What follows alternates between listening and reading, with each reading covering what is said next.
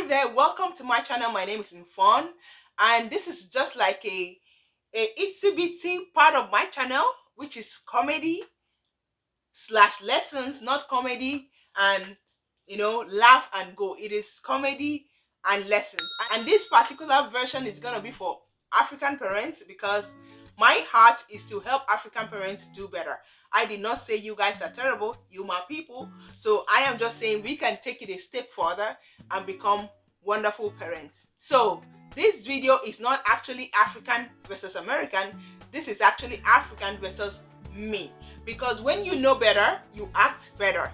And before I move on, I would like to share with you my experience with an American parent that made me wonder, that is so interesting. Look at the way she handled that. Wow. So I was just like, no, that looks so different from the way I was raised, because the way I was raised, we are always, jumping into action and, making a child feel terrible. But the way this lady handled it, I learned something from it. So that was my first experience with an American parent that amazed me and helped me to be patient with my kids when they make mistakes. That is worth emulating. And I was like, wow, she is so patient, she is so mature. And what am I talking about? When I was a teacher in my local church, I used to teach kids Bible study, and those kids were aged 3 to 4. Yeah, they were preschooler. And one of my students, wet himself, and because I was the teacher, I didn't know when the boy, left the class. And after the class and the parents came picking up their kids, I asked her, oh, what happened to Jaden? That's not his real name. I don't want to use his real name. And the mom said, oh, Jaden had an accident. Before, I didn't understand what she meant by an accident, because in my culture, accident is when, two cars bump into each other. And, like I said in one of my videos, when I moved into the US, I also learned the culture, learned their English too. And I didn't understand what she meant by accident, but she further said, oh, he peed on himself. And I was, oh. And, the way she handled it was so matured. And I was like, if it was in my country, the mama would say, are you okay? At 3 years old, you don't know how to use the bathroom? You didn't know when you wanted to pee? Bah, bah, bah.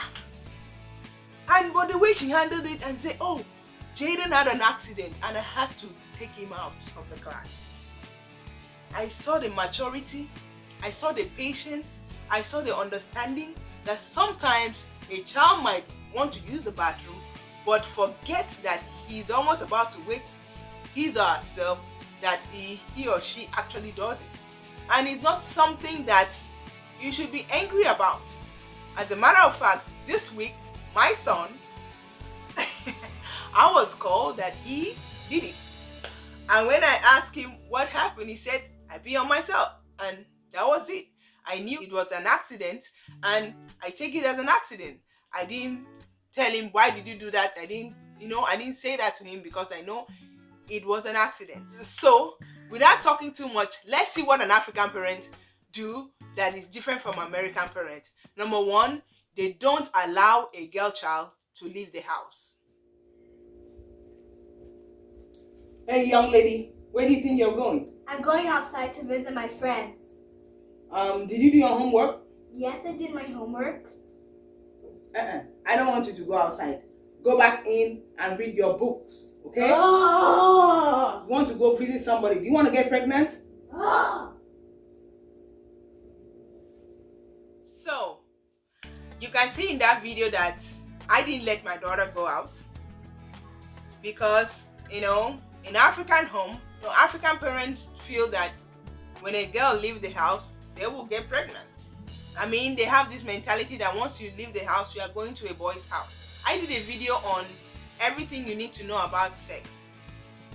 African parents don't take the time to teach their kids, to educate their kids on what sex is, but they will be afraid of a child getting pregnant. And that will mean them stopping this child from, exploring the world. I am not saying that the child should go out and, roam around, not doing anything. But I am saying that we keep a girl child indoors too much, that the girl child, is not part. I mean, we are living in the world, so we should be part of the world. For example, in my own case, my life starts and ends in the kitchen, because when I wake up in the morning, I make breakfast. In the afternoon, I go make groceries. In the evening, I cook.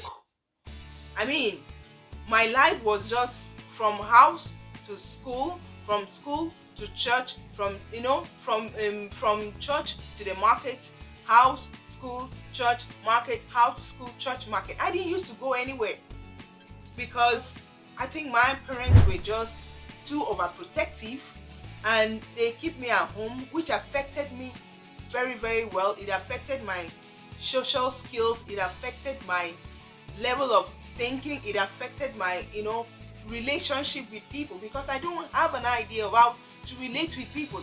It's always my home. It's always, from home to school, from school to the market, from the market to the kitchen.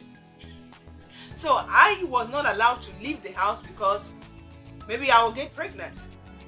I am not saying let your girl child roam, but raise your girls the same way you raise your boys. A girl child is not supposed to be in the house to cook for the boy child to come and eat. That is so unhealthy. People used to make fun of me because I don't have anything to contribute upstairs. People used to ask me, what did you study in school? Because I don't have a constructive, contribution to make. I used to be so embarrassed because I know nothing. I wasn't given the chance to aspire. My mama only raised me to be married. So how do you, raise a girl child like that? That child doesn't know nothing. That's why now as an adult, I invest in reading, because I wasn't allowed to read. I didn't have that time. I was always cooking. I'm the one to make breakfast. I'm the one to make lunch and dinner. Always busy, always busy. So girls don't go out for fear of getting pregnant. That is so wrong. All right, the next one is waking up on Saturday morning. African parents waking you up on Saturday morning.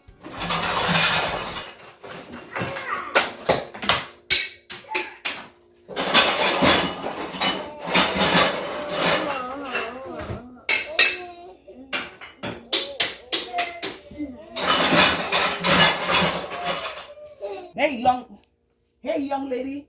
Hey, what are you still doing here? You're supposed to be waking up by now. It's morning.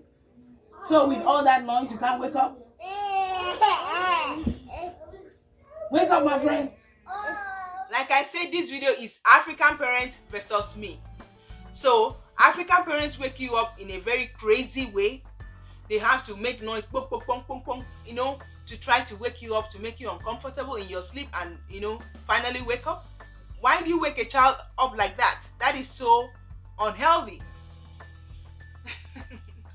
Don't be tired of hearing the word healthy, unhealthy. We are healthy parenting. So that is so unhealthy. Why not just go into a child's room and tell that child to wake up? What is wrong in doing that? Is it that African parents are crazy? That they have to use noise all over the house to wake us up? That is not right. And the third one is laziness.